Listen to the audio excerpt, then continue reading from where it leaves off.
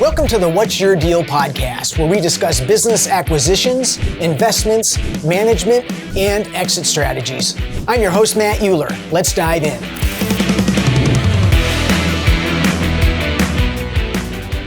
Welcome back to another episode of What's Your Deal. Today, I'm joined with a guest by the name of Ted Young, and I'm excited to share with you his story and how I've got to know him and our involvement together at this point. But let me start with an introduction so I have an understanding of his background. Ted Young is a wealth manager specializing in advising small business owners, corporate executives, and professional athletes. He focuses on helping clients make smart, strategic decisions across investments, tax planning, and long-term wealth perspective. Ted takes a proactive approach to navigating market cycles, identifying opportunities across asset classes, and managing risk while aligning each strategy with his clients' personal and financial goals. He is particularly experienced in guiding clients through complex situations such as business exits, concentrated stock positions, and multi-generational planning. Known for his disciplined investment approach and high-touch client service, Ted partners closely with his clients to simplify complex financial decisions and build long-term confidence in their financial future. Ted, welcome to What's Your Deal? Yeah, thanks, Matt. Excited to be here.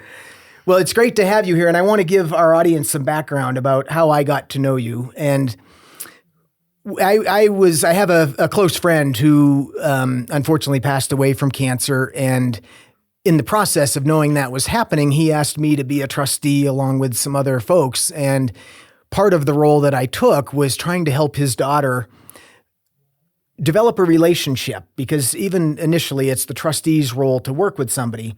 But I thought it was important for her to be able to work with somebody with us making decisions on her behalf, but somebody that she could grow with and ultimately have helping her manage her money as it transitioned over to her.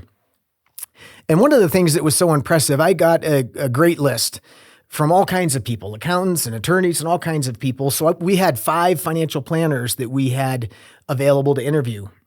And my friend's daughter and I interviewed every single one of them. And when we interviewed you, I asked her first, of course, what do you think? And she felt like you were somebody who could guide her long-term and that she felt a connection with, and you were able to simplify things for her. And I couldn't have agreed more.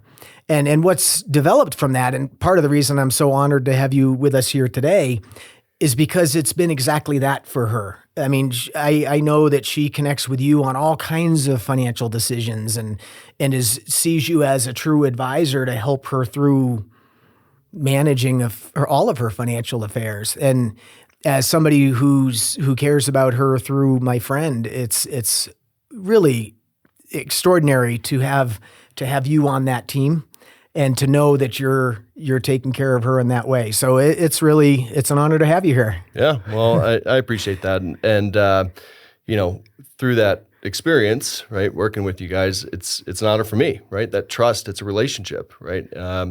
When we first met, kind of, feeling it out and understanding what's going on, it's a big deal for somebody to, trust me to manage their money. And a lot of times it's not just the money investment management, mm-hmm. It's life, yeah. Right? The ups and downs and everything that goes into it, right? So it means a lot. I appreciate that. And part of your introduction talks about your staying in touch with clients. And that's something that's been extraordinary as well. I mean, we constantly have trustees have feedback from you about what's going on. And again, there's not a whole lot we need to do other than be aware and advise, make some decisions on occasion. But for the most part, you're just taking care of it and keeping us surprised. Yeah. And it could be so much different. Yeah. So we are very grateful for that. Yeah. So when it comes to our audience, most of them are business owners, aspiring business owners, and people that are trying to figure out how to make wise financial decisions. And you work with business owners, executives, and athletes. What are some of the biggest financial mistakes that you see people make that really can set them back? I mean, is there just some basics? Yeah, I think I have a unique perspective, and you probably do too, right? Being a business owner ourselves and then advising other business owners, you're seeing both sides of it, right? Mm-hmm. And so when you're working with business owners, executives, and athletes, these are very unique individuals, right? They're highly intelligent, highly competent. And so part of the issue or problem that they run into is that they believe they can do everything, right? Especially business owners. You start this small idea and you grow it. It's your baby, right? And so when you get to that point where you start making money and have these larger decisions to make, you got to hire the right person. Right. And so I think it's twofold. One, realizing that you have to outsource, not do it yourself. And then number two, finding that right person that can fit your needs. Right. There's lots of advisors out there and great advisors, right? Not just, business owner advisors, but, personal or trustees or whatever that advisor is. So finding the right fit for those individuals is key. So let me ask you about that. How much of that is so many people want the greatest return they possibly can, and they think there's, and you tell me, but they think there's somebody out there that's going to get them some extraordinary result financially that nobody else can do, and that kind of thing. Is that real, or should people be making a decision about who they're going to hire more based on the personality and availability and ability to communicate effectively and all of those things? Where's the magic in that? Yeah, that's a great question. I mean, return is one piece of the picture here, right?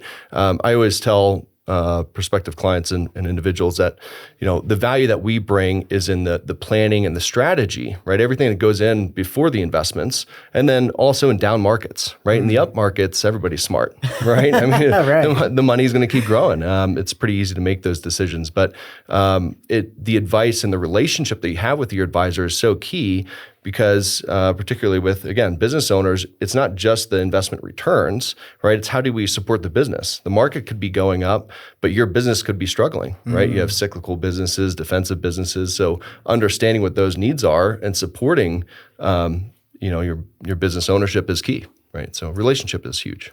Well, and that's just such a different conversation than what my experience has been with most financial planners, where they're just focused on, in my opinion, my humble opinion, sure, collecting as much money as they can from you so they can place it somewhere else. Right.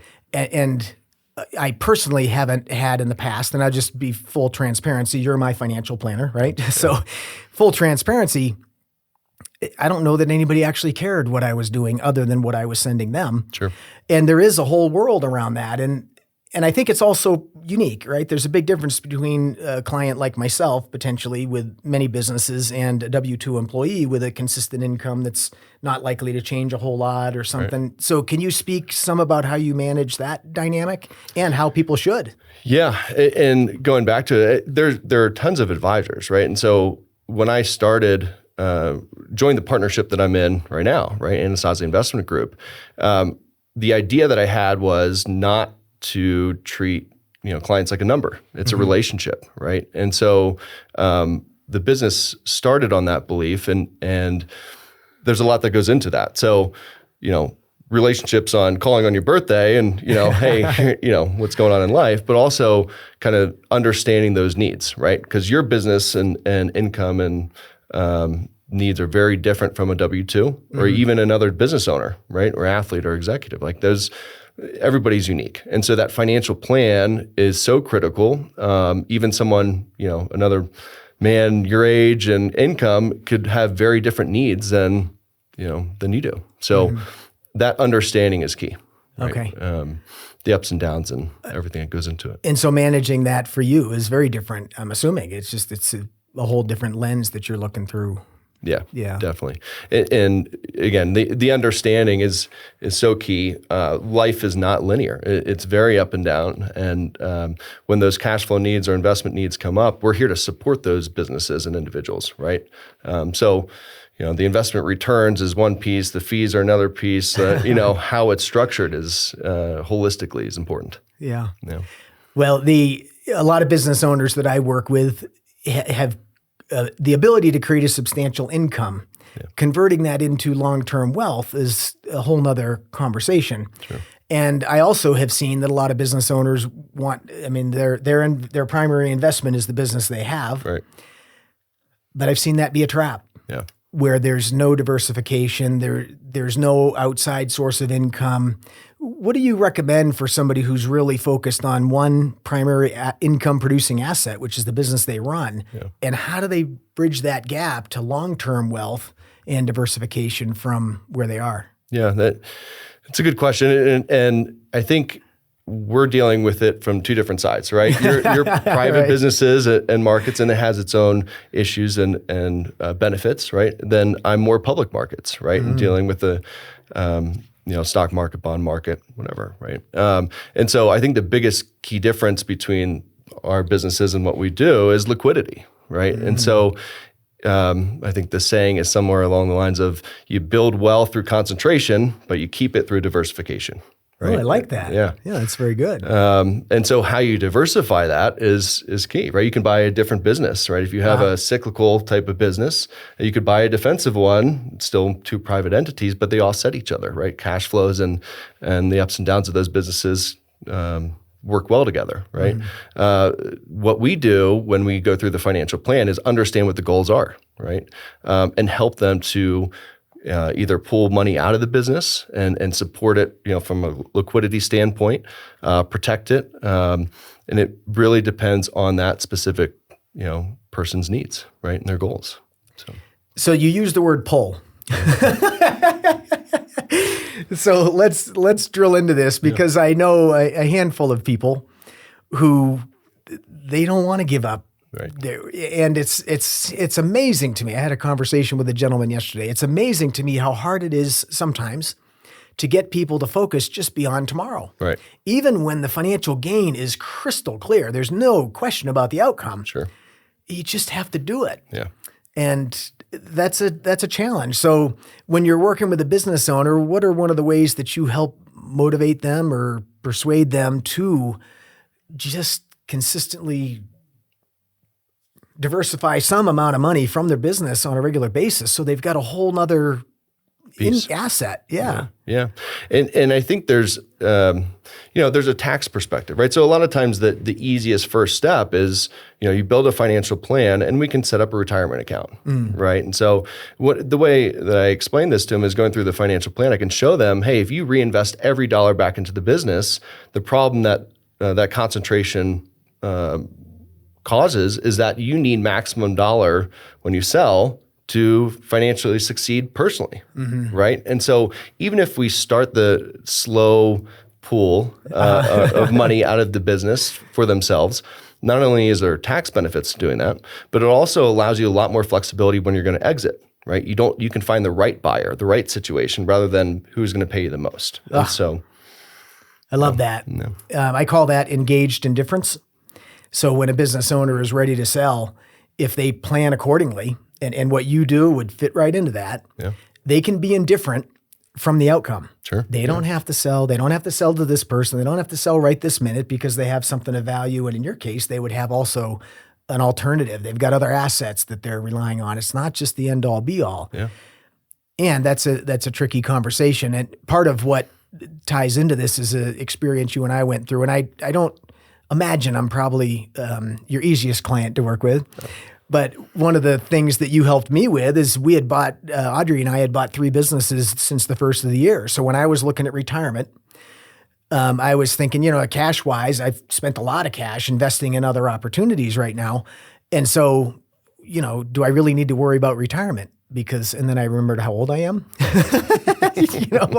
I've had this mindset that's like, way out there. Yeah. It's not.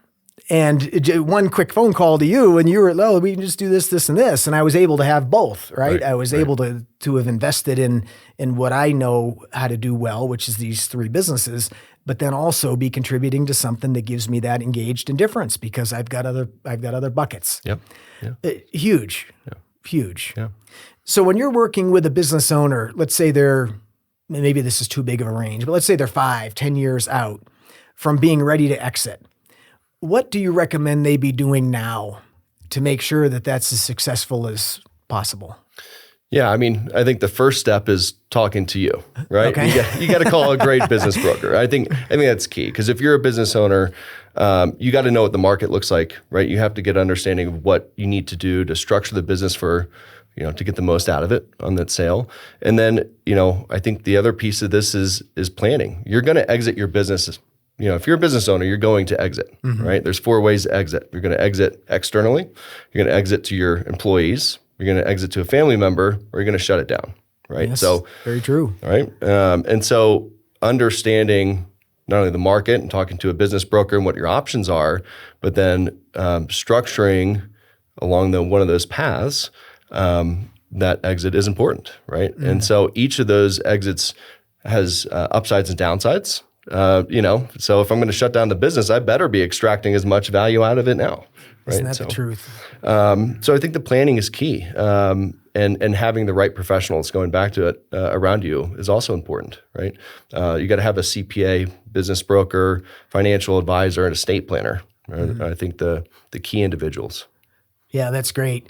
It's again amazing to me how many people call me as a business broker in that role, and they're done. They're ready. They're right now. Matter of fact, I just had a conversation with a client a few days ago, and they weren't anticipating wanting to move on for 3 years. So it's not that big of a deal to make a tax move that they knew I wouldn't like. Yeah. Right? Which was essentially allocating some funds that had a personal benefit in a way that I can't find them. I mean, they're not usable. Right. They're not bankable. They're gone. Yeah.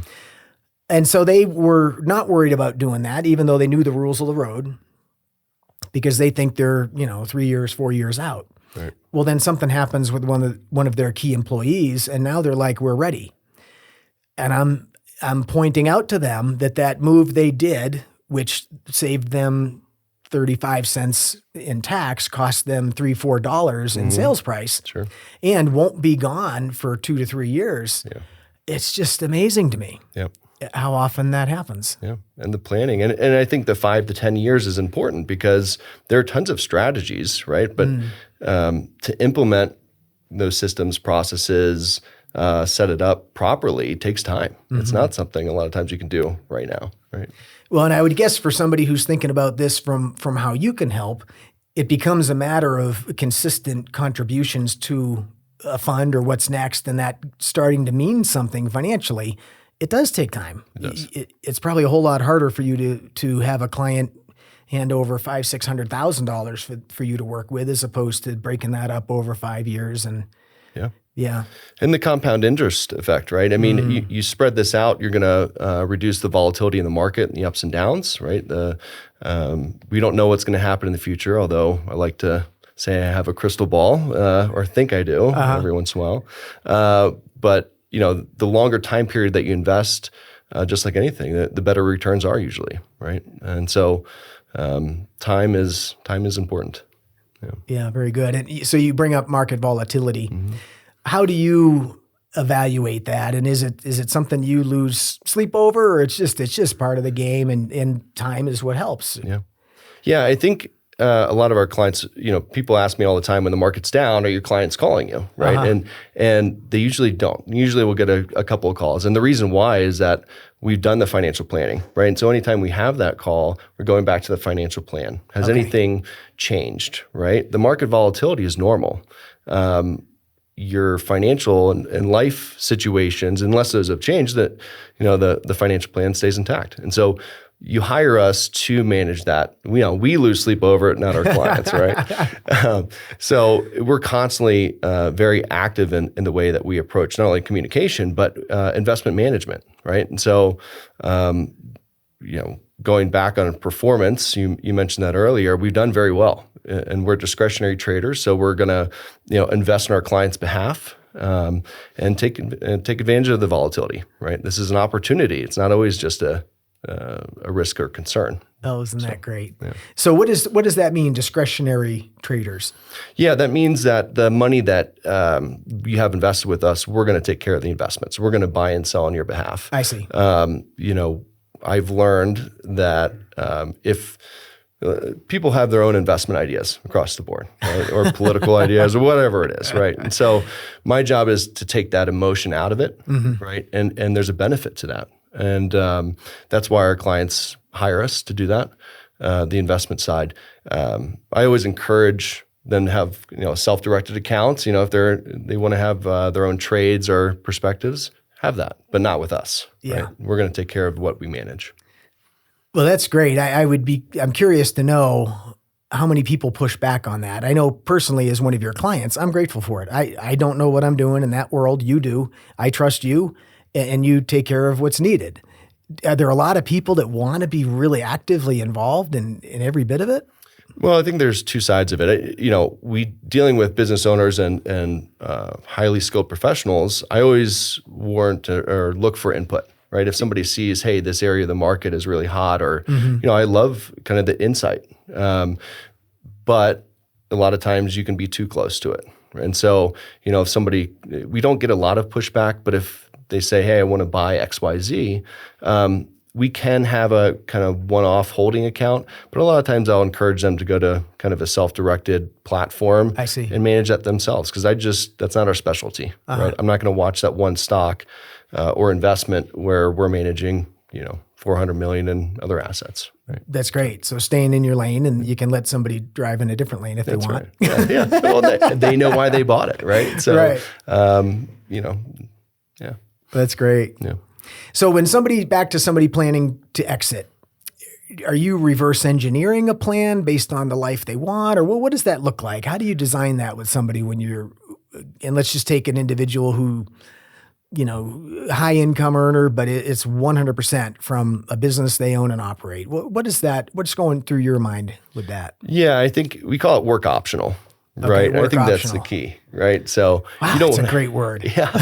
I came across it 7 years ago, and I've just been using it since. So, but I think that's what everybody kind of strives for. Retirement's not what it used to be, right? It's not the pension. You collect a pension, sit on your porch and watch TV. It's after you exit, whatever that exit looks like, you want to be work optional. I want to choose to work. Maybe you are involved with the business or something else, but making sure that we're saving enough, planning enough to get to that to pay your bills. It's a cash flow equation, right? So you have a fixed amount that you're spending on your lifestyle. How do we get enough in assets to replace the paycheck? And that is planning. That is a lot of planning and strategy and time that goes into that. So truly reverse engineered. Yeah. For the outcome. And how often do you find that when people get there, they come up short, or they're spending way more? I know. Well, I'll let you answer the question, and then I'll contribute. But how often do they come up short? I can't think of one of our clients that's come up short. What I see usually after exit, and this has nothing to do with the financial aspect. It's emotional, right, and mental, and I can't tell you enough how the conversations change after we do the financial planning. And we review the financial plan regularly with clients, but when they exit, it's having a purpose, right? And so they don't fall short financially. It's what do you do on a daily basis? Oh, amazing. Yeah. So that's such a powerful conversation, because I certainly see that as well. It's this whole identity, and here's what I used to do, and here's who I used to be. Right. And I've also cautioned people that within a year after selling their business, tread lightly. Yeah. I mean, it's amazing how many people I see that, and myself included, when I exited at 26, right? Sure, yeah. Some of the most significant financial mistakes I made were in that first year. Yeah. Trying to well, who am I now? What am I doing? Yeah. I think that's expensive. It can be. It can be. Yeah. So how do you coach people through that? And even do you prepare them for it, which I would think would fall maybe more into a psychologist role than yours, but. Yeah, I think the conversations, again, it goes back to the relationship. When you work with somebody for 10 years, right, you understand, yes, I manage their money, but understanding what their interests are, what they enjoy. And I think you go back, I guess it does fall into the psychologist realm, but it's so key because, what are your interests? Do you like tennis? Then, just plan a trip to go watch a tennis match or, whatever that case is. One of my wealthiest clients retired, exited, generational wealth. Money's not a problem.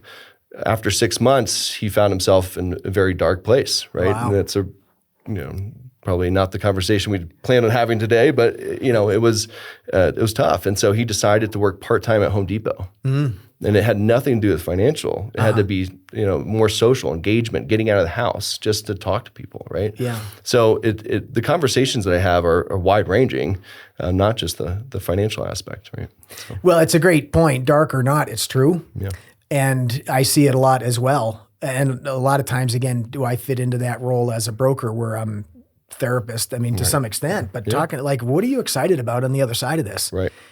And it's good to have something. Yeah. Because when that just goes away, or they get what they want, I've had lots of clients as well that are just walking around in circles trying to figure out what it is. Yeah. And that financial piece, I think so many people lean on this idea that this financial piece is just going to be life altering, and it may be. Right. Right. But there still comes the part that wants to have purpose and mission and all of that. Yeah. To replace it. Right. And sometimes that purpose is traveling, right? It can be to use the money, but plan those trips, have something to look forward to. Yeah. Right? So, the money gives you flexibility to do what you want, but you got to figure out what you want to do. Right. So. Which most people wouldn't think would be a problem. Right. But it's real. Yeah. Yeah. It is. Very real. It is. Well, where I was going when we were talking a little bit earlier is that it's amazing to me how a lot of small business owners don't realize how much their business actually contributes to them financially. Right. Now, part of my process of calculating discretionary earnings is to help them realize and quantify it, because that's what drives price to a large extent. But I would say way more than not, the husband and wife are looking at each other. We live on that? Are you like, where does that go? Well, we had the RV, and then remember the boat up, and then we had the second home, and the Right. It adds up. It does. And so if they have not prepared accordingly, they can end up in a situation where they're literally running out of money and they can't sustain the lifestyle they're accustomed to because they didn't work with somebody like you to help get enough put away. Yeah. Yeah. And I go back to the professionals and understanding, the expertise that you bring, right? When they're exiting, and understanding the value that the business that they currently have brings to their lifestyle. It is important. And our side, when they sell, you're going to have this chunk of money, but what do you have to spend it on? What's that lifestyle look like, right? So let's talk about investments. So your world is a whole different world than mine, right? I'm dealing primarily with Main Street businesses and mid-market, and you're dealing with a whole different set of options. So what are some of the things that you're seeing that are exciting now, or that you're staying away from a little bit? What's out there? Yeah, I think the big investment coming up that we're really excited about is SpaceX. Really? Right? The IPO. And so we have an opportunity to get in with a fund and that investment that we utilize to provide that to clients, give that exposure to them. I don't think there's many times in our lives that we have the opportunity to get in on a brand new sector in industry, right? And it truly is space exploration and, satellites, and this industry is amazing, right? I think it's from the 80s sci-fi, shows and Jetsons that now it's reality, right? So it's pretty cool. We're excited about it, and been expanding our exposure to that. So can you describe IPO for somebody in our audience that may not be aware of that? And what jumps into my mind, again, Main Street business, is where's the revenue? Right. So how is that company funded? Yeah, that's a good question. So the IPO, what's happening is it's a private entity, Okay. And they're going public. They're allowing public or everyday investors to gain a piece of that. So they'll be able to be traded on the stock market at this point. Correct. Right Yep. now it's privately held. Yep. Okay. So it'll be liquid, going back to the differences in our industries and sectors, right? So you can buy and sell it versus private when you have to apply and be an accredited investor. Right? Okay. So there's risk and opportunity with that. When it's public, now you have not just a few individuals, owners making those decisions and determining the value of the company. Now you have the public, right? And so there's opportunities to have the business go up in value, and demand is very strong for it, I believe. So I think you'll see the stock price continue to rise. But I think the big factor here is it is a brand new sector, right? And you asked about who funds it. So there are two pieces of SpaceX, right? And the funding and where they get the revenue from. It's the government contracts that they have, and then they have the satellites and Starlink, right? And so that's more of a consumer product. So being a new industry and sector, there's a lot of moving parts, but I think there's a lot of money and demand for it. Yeah. So several things come to mind. One, so Elon will be okay. He'll be he'll be financially okay. That's important. Secondly, part of the IPO and what's beneficial about getting into that is because all of a sudden what was tightly held now becomes something that everybody can participate in. Yeah. True. Very true. And I think not only is the industry and the sector new, but you're also investing in Elon, right? One of the greatest, if not the greatest entrepreneur of our time, right? And so you are banking, regardless of what risk you think is, you think that he's going to overcome, right? Right. And you know this. You have a good business owner, and that business could struggle, but that business owner is going to find a way. You're going to figure it out. And it's the same thing here, right? Okay. So in that, and this is getting into the weeds a little bit, but it's interesting to me. So is Starlink part of the IPO or is Starlink a customer of? Yeah, Starlink is a division of SpaceX. SpaceX. Yeah, well, that's fascinating. I do a lot of work in my car, so I have Starlink on my car so that I don't need to worry about coverage, and I'm sure I'm not alone. And so that's back to how does it get funded? In my mind, I'm thinking about, okay, well, who's excited about putting somebody in another planet somewhere? Right. Who's excited about not having cell phone service interrupted? A whole lot of people. Right? Right. So that's a huge part of the play. Yeah. Yeah. And so when you're working with clients with this specific opportunity, I'm sure it's for some, it's not for others. Are there minimum financial investment requirements? Like, what does that look like? Yeah. And every client's different, right? Going back to the financial plan, we're making the decision for our clients how much they own, right? Okay. What portion of this fund is their total portfolio. We're making that investment decision. And for clients that are younger or retirement assets that have a longer term time horizon, this is a more volatile investment, right? I think there's upside potential, but there are risks. So they're going to have a higher exposure if you have more risk tolerance or you're more growth focused versus someone that is, what we consider in the distribution phase and needing the access to this money.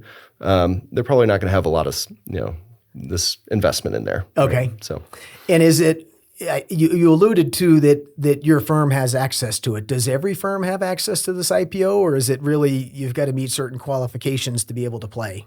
Yeah, so we use a particular fund that has exposure to it, right? Okay. So it's not a direct IPO. It's it's the number one percentage of the holding that we own, and so that's the main reason why we're buying this particular fund.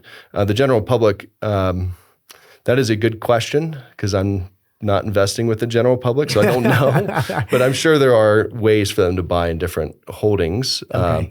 Generally, if they are trying to get IPO exposure directly to SpaceX, they will need to be an accredited investor, see. Meet requirements. So, And an accredited investor is just a certain income level or net worth level, which would indicate somebody sophisticated enough to make that. Is that correct? Yeah. Rough idea of the definition? Yeah. Nailed it. Yeah. Okay, great.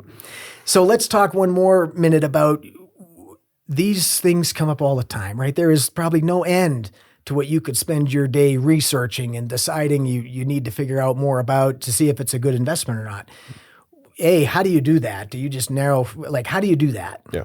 Yeah, we have a proprietary system. We're screening, right? I mean, you can do anything, right? You can invest in tens of thousands of investments. It's our job to determine that risk, right? And so, one thing I guess I didn't, talk about earlier, but you have these business owners who are really good at what they do, and they may decide that they can do everything, right? Because they're probably capable. But if they calculate the amount of time and energy that they would have to put in to get similar returns, is it worth it? Right. And so, when we go through our system and process, we weed out, all these investments to find the right ones right, for those goals and also for those account types. Right. And so we're doing all the work on the back end. What clients may not see, hey, we're talking to you several hours a year, but we're working night and day about finding the best investments, making sure it's right for you, and then bringing to your attention those proactive approaches for tax strategy planning, contributions. So hopefully. Yeah, it's fascinating to be able to narrow it down. And what comes to me as we're talking about this is just like staying in your own lane. Mm-hmm. I mean, for me, I know your lane is not my lane. Right. And I don't have enough time to learn it, and I don't have the desire necessarily because it doesn't click for me, right? And so I think that's important back to being something to everybody. It's important for us as business owners to just realize what we can and can't do and let somebody else handle what's their expertise. And right. So were you the kind of kid that was just like reading the Wall Street Journal with your dad at 7, or what was? It's funny. I'm really good at investment management, and I can't write an email to save my life. That's funny. I was reading Peter Lynch. He started the Fidelity Magellan Fund, and Warren Buffett and those books. As a teenager, numbers nerd, and I love it. Oh, to this so day, great. right? Yeah. And I try to get my kids involved, and hey, do this, read this book, and they just roll their eyes and like, oh gosh, Dad, you're gonna make me do this, But I love it. Yeah, I mean, it's kind of where it started. Yeah. So are you able to captivate them, or if you figured out a way to get them interested in what's helped you in your life so much? Yeah, I try. It's funny. I mean, having kids, every kid's different, right? So some of them have interest in it. But what I found is start them young, right? Even with my older kids when they were, so I have a 17-year-old, 16-year-old, 8 and 6. Yeah. So the older ones were younger. I'd give them some money, go to the store and have them calculate how much it costs, right? With $10, how many things they could get plus taxes, right? So you go. teach them, you got to pay the piper, right? So to this day, I had my kids intern for me during the summer, right? Very and good. so Dave Ramsey has a good program, financial management. So if they're interested, I don't know, but you try to engage them and talk about products they like. I'm like, well, that's this company. Look at their stock price. You can invest in them, right? And so that's great. Yeah, it's funny. One of the things we did with our kids in my world of Main Street businesses is when we were buying a business, we told them that they could buy it with us, and that we would multiply what they had invested by 10 times. That's great. So they put in $200, they've got a couple $1,000 invested in this business. And every time there was distributions ready, which was in this particular investment, call it 8 times a year, then we had to have a meeting. And so I would sit down with the financial statements and ask them to calculate the cost of goods sold percentage and was it up or down from the previous year and what's the net income mean and all this stuff.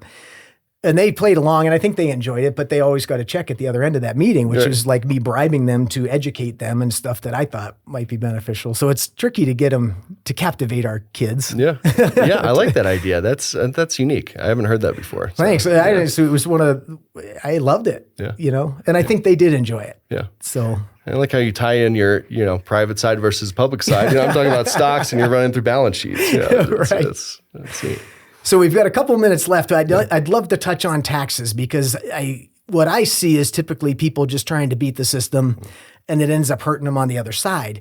And the reality, I think you tell me, but I think the reality is most people are going to, taxes is the hugest expense they're going to have that they can't control to a large extent, right? So what's there and how much can somebody do, a small business owner, to manage the tax impact? Yeah, that's a good question. So I'm not a tax advisor, so first disclosure, but I've seen enough, right? Yeah. And so you got to have a good tax advisor. There's lots of things you can do. Whether it makes sense for that scenario and situation is largely dependent on what your goals are, right? And so there are tons of strategies. We have in particular a 1031 real estate exchange fund. And what that allows you to do is if you're a business owner that owns the property or the building, you can exchange the building sale value into this fund. And it defers the taxes on that portion. And then you're able to sell a piece of it at a time. So rather than get hit up front with this large tax bill, right, 23%, right? Yeah. You can defer it and delay it and potentially reduce it substantially. That's one, basic idea, but that's why the 5 to 10 years is so important because, these strategies and things that you can implement are very comprehensive. Yeah. You can't do it tomorrow, right? Yeah, it's hard to go back. So part of what's so beautiful for those that are not familiar with a 1031 exchange is that if you own a piece of property and you're going to sell it, you can exchange into another piece of property and not have a taxable event. Right. But what I love about what you just shared that I did not know is that for an individual real estate owner, I've got to go out and find target properties. And I also have to find them within a period of time, and I have to close within a period of time. Right. And almost always what I see is people making mistakes because that deadline pressure, they're just in a hurry to buy something, right. regardless of whether it's better than what they just sold. Yeah. A lot of times it's not. Right. So your fund, and correct me if I'm wrong, but it allows for people to participate in that opportunity without having all that deadline pressure and specific properties, does it? Is that true? Yeah, you still have the deadlines, but the way that it's done is you're not managing the property itself, right? So to your point, probably the biggest mistake they can make is just to buying to buy, not buying to make money or a good investment, right?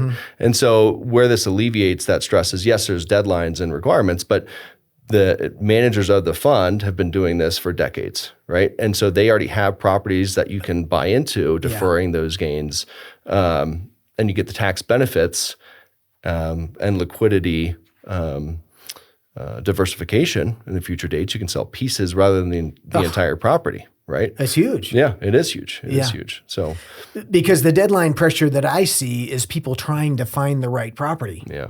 And then I don't have time for the inspection. I don't have whatever. They start compromising their wealth by making a poor decision to avoid tax. Correct. And that vehicle you just shared is, again, there's still a deadline, but you don't have to worry about trying to find one. Right. So anyway, well, that's excellent. So I've got two more questions for you. One is about somebody that gave you a hand up to get to the place you're at in life and in business. And then secondly, I want to know how people can find you. So if they want help in this area, where do they contact you? Sure. There's lots of people that helped me out along the way, right? I mean, any business owner didn't do it by themselves, right? I lost my dad last year, March of last year. And so I think it would be, discredit if I didn't specifically mention him and his contributions to my success. He got me the books, the Peter Lynch book. And, and I remember going to work with him, and he would, I was talking to my wife about this. He would, come up with these ideas and say, hey, metal clothes hangers, come up with a business idea how to make money. They're free. So how would you generate revenue? And so those thought processes and really attribute to my success as an entrepreneur and that mindset. So without him, I probably wouldn't have it. Oh, that's great. Yeah. In terms of how to find us, I think the best ways are to call our office. Okay. Right. 602-953-8802. Or just go on our website, AnasaziInvestmentGroup.com. Okay, great. And we'll put that in our show notes. So you can work with people. Is there licensing restrictions about who you can work with where, or what's? No, we have clients in about 38 states, I think. So all over the country. And some international as well. If we're not licensed in the state, we can get it pretty quickly. Yeah. So, that's nationwide.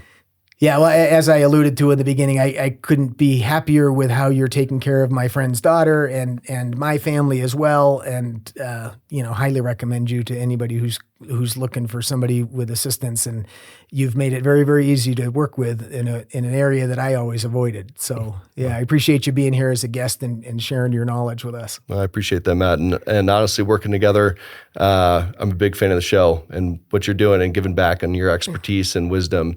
It's awesome. Oh, thank you very much. Yeah. Thank you. Well, I hope you've enjoyed this show. It's, again, I just love that we get to look behind the curtain. And in every episode, I learn something new. And I've certainly learned some new things from Ted today. And I hope that if you're seeking assistance in this area, that you'll reach out to him. I am sure you will not be disappointed. And that's a wrap on today's episode. We hope you enjoyed the conversation and got some valuable insights into the world of buying and selling businesses. Want to be a guest on our show? If you have a deal that you'd like to discuss with us or a business story to share, we'd love to hear from you. Shoot us an email using the contact information below in the episode notes, and let's make this happen. Never miss an episode. Make sure you subscribe on Apple Podcasts, Spotify, or wherever you listen. And if you found today's episode helpful, please leave us a review. It helps more people like you find the show.